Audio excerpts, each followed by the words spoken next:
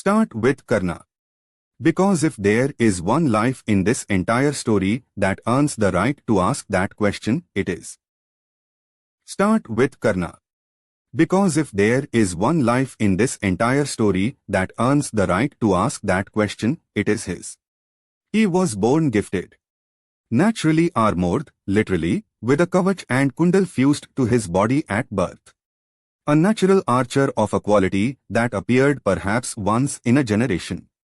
He had every physical attribute required to be celebrated, honored, placed at the front of great armies and given the respect those armies carry with them. Instead, he spent his childhood being raised by a charioteer's family, which in the world of that time meant he was categorically excluded from the spaces where his abilities would have been recognized. He trained anyway. He taught himself what he could and then went to Parshuram, the greatest weapons teacher alive, and learned everything Parshuram had to offer. He gave everything to that education. He practiced with a focus that few warriors in that story matched. When he finally walked into a public arena and demonstrated what he was capable of, the crowd went silent the way crowds go silent when they see something they have never seen before. And then Kripa asked for his lineage. What is your family? Who is your father? You cannot compete here without the right birth. Karna stood in front of a crowd that had just watched him do extraordinary things and had no answer that would be accepted. The door closed. Not because of anything he did. Because of the circumstances he was born into, which he had not chosen and could not change. He gave his whole life to his craft. He received humiliation in return. That is not a small injustice. That is the kind of thing that reshapes a person entirely. It does. And that complication is part of what makes the question hard. Karna stood by when Draupadi was humiliated. He said things that day that cannot be defended. He allied with Duryodhan knowing what Duryodhan was, and he stayed allied through every escalation. He used his gifts in service of a cause he had to have known was unjust. The suffering he experienced early in his life does not cancel the choices he made later. But here is what the story is showing.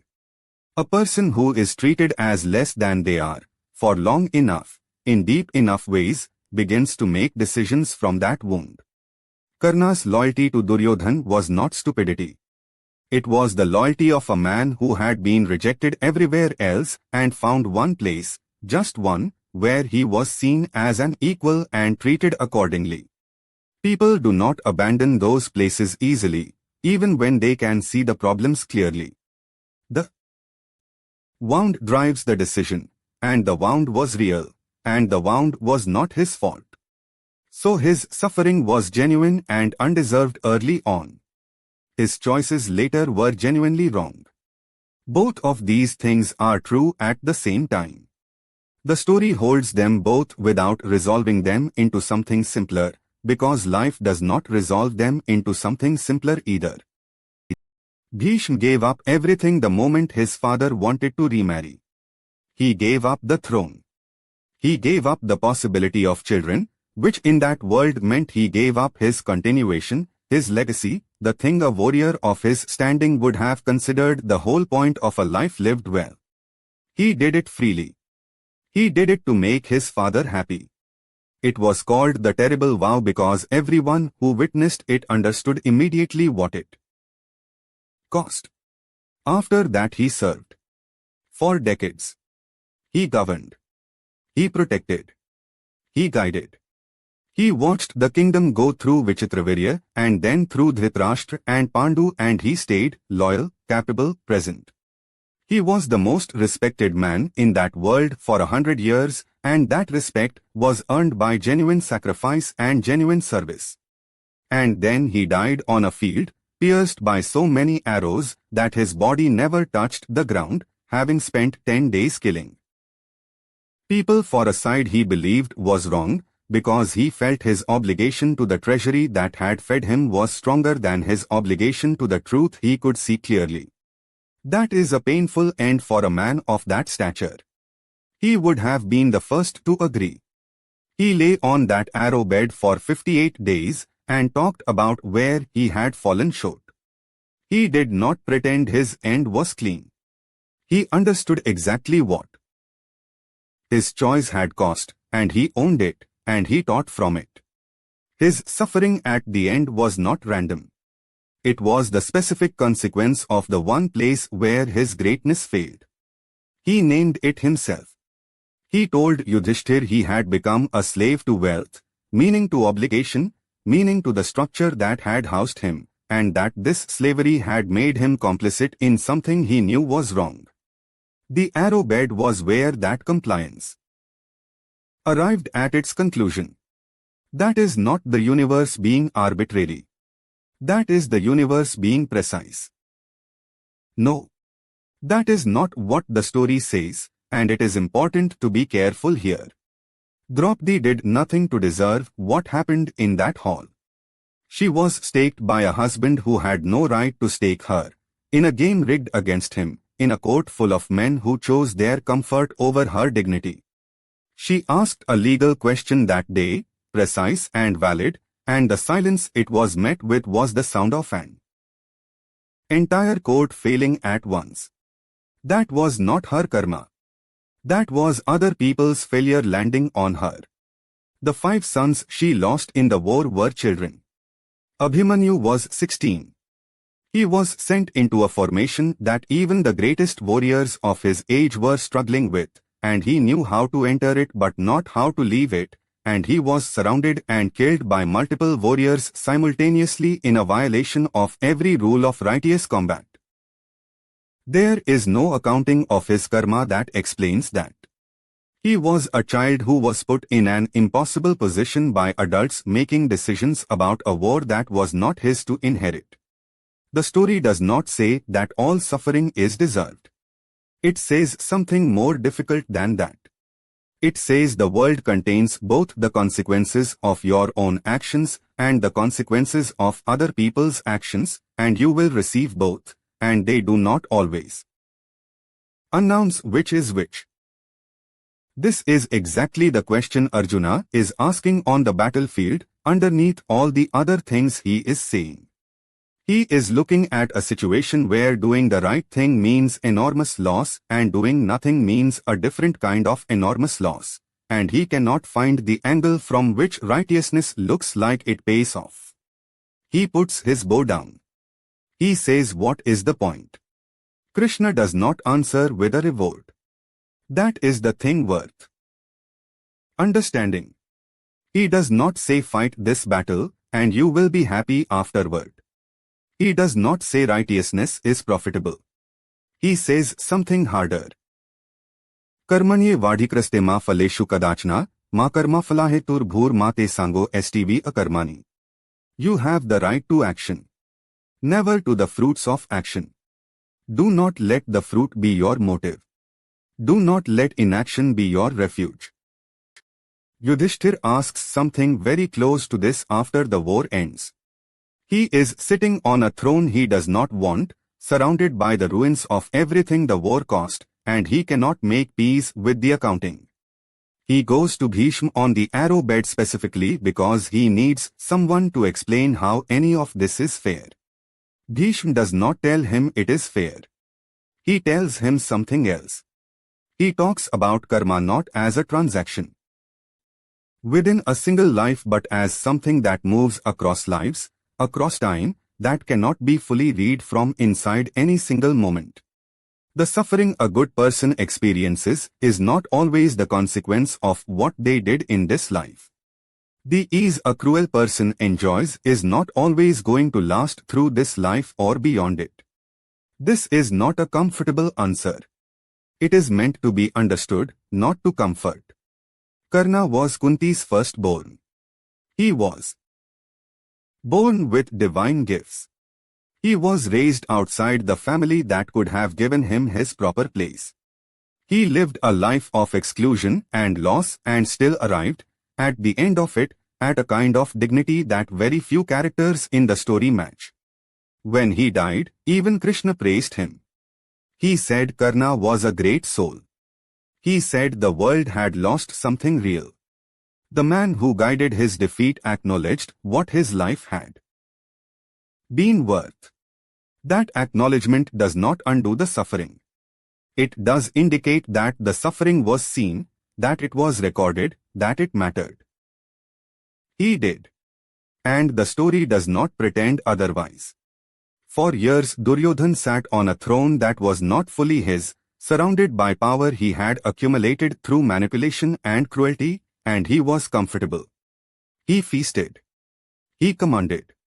Men feared him and called it respect. He could not sleep properly knowing what he had done at the dice hall. He could not sit in a room with Vidura, his own uncle, because Vidura kept telling him the truth, and the truth was unbearable to hear. Every time a well-wisher came to him and said, "What you are doing will end badly," he threw them out or ignored them and then spent his nights with that warning sitting in the back of his mind like something he could not dislodge. He watched the Pandavas succeed in everything during their exile, even under the worst conditions, and it ate at him. The feasting was real. So was what was underneath it. There is a verse in the Gita that addresses this directly, not about Duryodhan specifically but about the nature of the life built on taking without earning. Ashcharyavad pashyati kaschid enam ashcharyavad vatti tathavachanya, ashcharyavak chanam anya shrunoti shrutvapya enam vedana chava kaschid. One sees this truth as a wonder. Another speaks of it as a wonder. Another hears it as a wonder.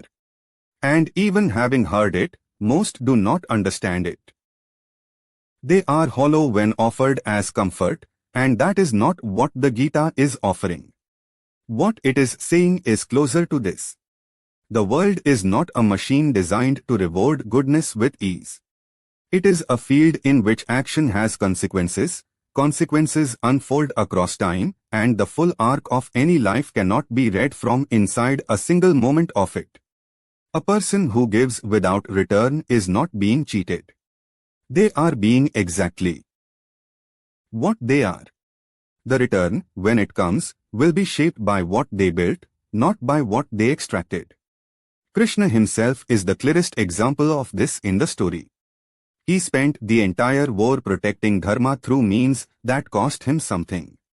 He gave Arjuna the Gita, the fullest possible gift of understanding, on a battlefield, in a moment of crisis, and asked for nothing.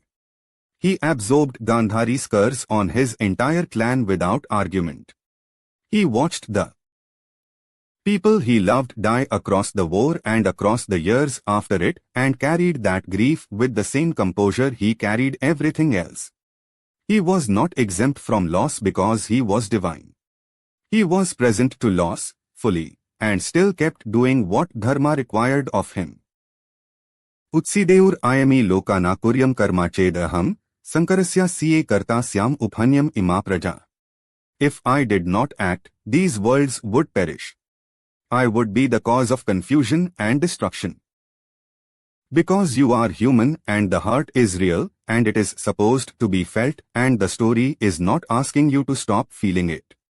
Yudhishthir sat on his throne after the war and could not celebrate. He walked through the palace and thought about the faces that were not there anymore. He wanted to go to the forest. He wanted to put the crown down and walk away from everything the war had won. That grief was not a failure of understanding. It was the appropriate response to what had happened.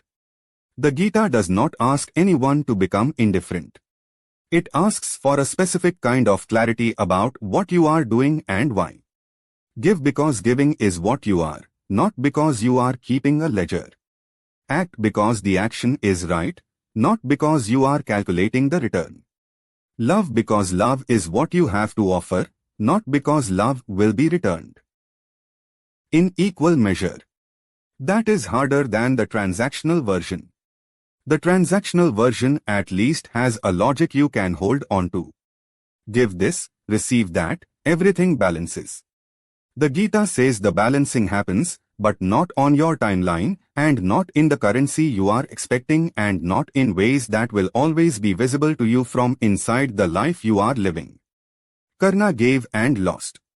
He also became, through all that giving and losing, the figure in this story that people grieve most genuinely, centuries later, still. There is something in his life that speaks to anyone who has ever given more than they received and wondered why. He is still being talked about. The people who took from him are remembered as cautionary tales.